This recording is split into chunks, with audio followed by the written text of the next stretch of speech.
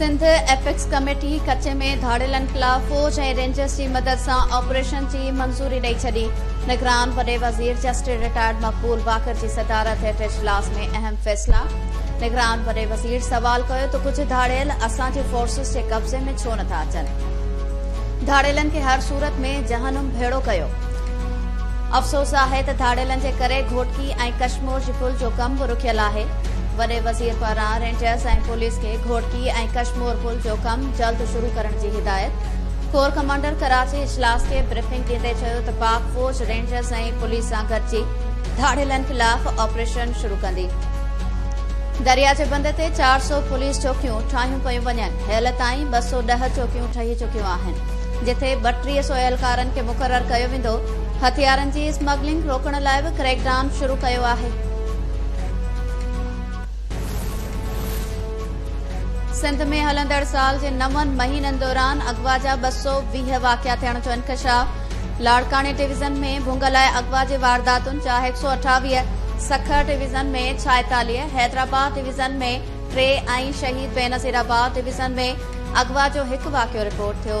IG Sindh Riffat Mukhtar Sindh apex committee के briefing ॾींदे ॿुधायो आहे त 60 धाड़ेलनि जी लिस्ट ठाही आहे, जिन खे ऑपरेशन दौरान निशानो बणायो वेंदो। कराची के 42 ऐं हैदराबाद के 3 मुक़विन के बाज़ियाब करायो वियो। लाड़काने जा 121 ऐं सखर जा 46 मुक़वी भी बाज़ियाब थिया आहिनि।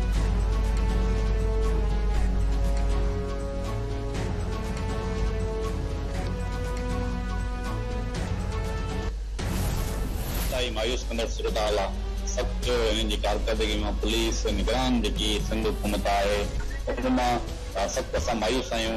इंतहाई गणती वारी सूरत हाल आहे। हथ टोकियो जहिड़ो ॻिचे में विझी साज़िश घड़े हुनखे क़तल कयो, हिकिड़ो ॾोह उहो थियो। हाणे हुन खां ॿियो संगीन ॾोह इहो पियो थिए त असां ट्रस्ट कयो। होम मिनिस्टर जो हुन ख़ातिरी कई 27 ॾींहं थी विया आहिनि। होम मिनिस्टर बि हिते आयो, IG बि आयो, जवाबदार त गिरफ़्तार न पिया थियनि। निगरान होम मिनिस्टर वाइदो कयो 15 ॾींहनि जो त 15 ॾींहनि कातिल गिरफ़्तार थींदा, पर 27 ॾींहं गुज़री विया आहिनि, उहे कातिल गिरफ़्तार न आहिनि पिया। सखर पुलिस आहे जेको कत्ल में मुलविस जेके मुख्य जवाबदार आहिनि गिरफ़्तार नथी करे। सरकार नोटिस लिखी वठे, पूरी सिलसिला पाए थी रहिया। तव्हां ॾिठो त कराची तो कश्मीर ताईं माण्हू एहतियात पिया कनि, इस्लामाबाद में एहतियात थियो। हिकिड़ी शइ ॾाढी ऑब्वियस पई आहे, इलाइक़े जे सभिनी माण्हुनि खे ख़बर आहे। ना ई ख़बर त मुंहिंजे ख़्याल में जेका पुलिस इन्वेस्टिगेट थी करे उन्हनि खे ना ई ख़बर त छा थियो। KTN न्यूज़ जे बहादुर रिपोर्टर शहीद जान मोहम्मद महर जो अबाणे शहर चक में चालीहो। शहीद जे रूह खे ईसाले सवाब पहुचाइण लाइ क़ुरान ख़्वानी। KTN सथ जे साथियुनि वहीद राजपर, सिंध सहाफ़ी इतिहाद जे अॻवान नेमत खोड़ो, PFU जे अॻवान ख़ालिद खोखर, लाला असद पठान, लाला रहमान समो, अॻोणे MPA शहरियार महर, सिंध जर्नलिस्ट काउंसिल जे सदर काज़ी ज़ुल्फ़कार, सीनियर सहाफ़ी साहिल जोगी समेत समूरी सिंध मां कलम धड़नि, सिविल सोसाइटी, सियासी समाजी अॻवाननि ऐं इलाइक़े वासियुनि जी शिरकत। अॻवाननि चयो त कच्चे में 1 महीनो अॻु पाणी लही चुको आहे। शहीद जान मोहम्मद महर जो खून लोढ़ण न ॾींदासीं। कातिलनि जी गिरफ़्तारीअ ताईं जदोजहद जारी रहंदी।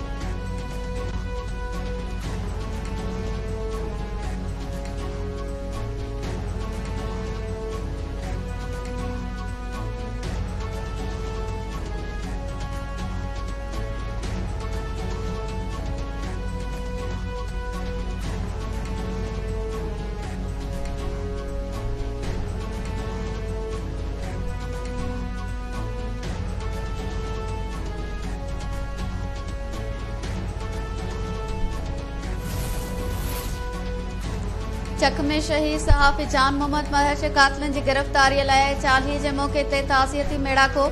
कातिलनि जी गिरफ़्तारीअ लाइ ठहराव मंज़ूर। ठहराव में चयो वियो आहे त शहीद जान मोहम्मद महर जा कातिल ज़ाहिर करे गिरफ़्तार कया वञनि। संदसि वारसनि खे तहफ़ुज़ फराहम करे रेंजर्स पिकेट क़ाइमु कई वञे। अॻोणो SSP संघार मलिक ऐं को बि ऑफिसर मुलविस आहे त खेनि केस जी जाच में नामज़द कयो वञे। कातिलनि खे पुलिस सहूलियतूं फराहम करे पई ऐं उन्हनि खे सामान फराहम कंदड़ SHO अब्दुल गनी पहियार खे केस में शामिल कयो वञे। सेहत खाते पारां जोड़ियल जांच कमेटी जी रिपोर्ट जी रोशनी में गफ़लत कंदड़ डॉक्टर्स ख़िलाफ़ कानूनी कार्रवाई कई वञे। ज़रियनि मूजिब खैरपुर ज़िले जे 7 थाणनि जी पुलिस राणीपुर जे हवेली खे कड़ो चाढ़े फयाज़ शाह खे हिरासत में वरितो। गिरफ़्तारी खां अॻु फयाज़ शाह प्रेस कॉन्फ्रेंस कंदे पाण मथां लॻायल समूरनि इल्ज़ामनि खे रद्द करे छॾियो हो। खैरपुर पुलिस फयाज़ शाह जी गिरफ्तारी जी तरदीद करे छड़ी। सऊदी अरब जे हथियारबंद फौज जे सरबराह पारां GHQ जो दौरो। ISPR मूजिब जनरल फयाज़ बिन हमीदुल रवेली जी army chief general Asim Munir सां मुलाकात। गडल दिलचस्पी दिफ़ा ऐं सलामती समेत मुख़्तलिफ़ शोबनि में सहकार वधाइण ते ॻाल्हियूं। सऊदी फौजी वफ़द ज्वाइंट स्टाफ हेडक्वार्टर में जनरल साहिर शमशाद मिर्ज़ा सां मुलाकात कई।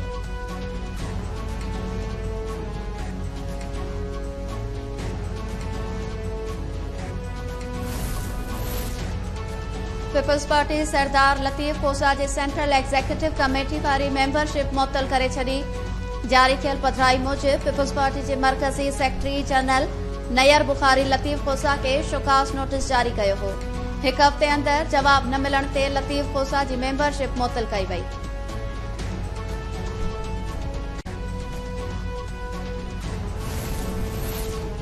शहीद बेनसीराबाद में अॻोणे MPA मुराद अली शाह जी 2 फैक्ट्रीज़ ते छापो। करोड़े रुपयनि जी ज़ख़ीरो कयल कणक ऐं भाण जूं बोरियूं हथ। कार्रवाई दौरान 2 फैक्ट्रियुनि खे सील कयो वियो।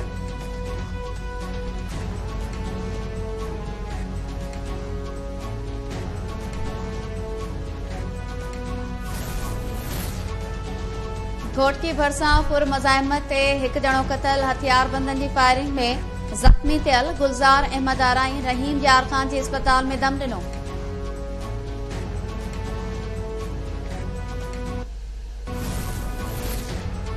कोठड़ी में कराची खां लाहौर वेंदड़ मालगाड़ी जी हिकु बोगी पटड़ी तां लही वई। मालगाड़ी जी बोगी पटड़ी तां लहण सबब अपट्रेड बंदि थी वियो। इतला मिलण ते पुलिस ऐं रेलवे अमलदार वाक़े वारे हंधि पहुची विया। रेलवे अख़्तियारनि मूजिब ट्रेक खे बहाल करण जो कमु शुरू करे छॾियो आहे। जल्द रेलगाॾियुनि खे मंज़िल तरफ़ रवानो कयो वेंदो।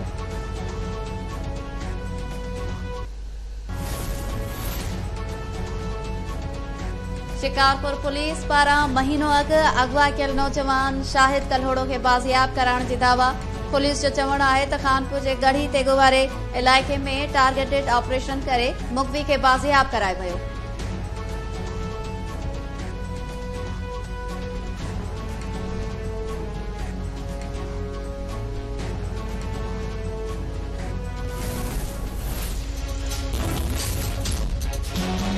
We call upon the government of India to work with us, to take seriously these allegations and to allow justice to follow its course.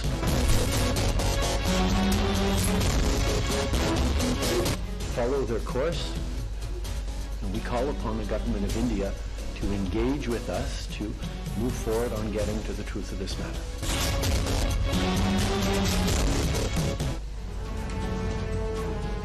Canada में खालिस्तान तहरीक जे सिख अॻवान जे क़त्ल ते भारत ऐं कैनेडा में छिकताण बरक़रार। कैनेडियन वज़ीर आज़म जस्टिन ट्रूडो सिख अॻवान जे क़त्ल में भारत खां जांच में सहकार जो मुतालबो करे छॾियो। न्यूयॉर्क में मीडिया सां ॻाल्हाईंदे जस्टिन ट्रूडो चयो त सिख अलीहदगी पसंद अॻवान जो क़त्ल संगीन मामिलो आहे। मोदी खे पंहिंजा ख़दशा खुलियल नमूने ॿुधाए छॾिया आहिनि। भारत इल्ज़ामनि खे संजीदगीअ सां वठे ऐं इंसाफ़ जी फराहमीअ लाइ गॾिजी कमु करे। ICC वनडे क्रिकेट कप 2023 लाइ पाकिस्तान जी 18 रुकनी टीम जो ऐलान।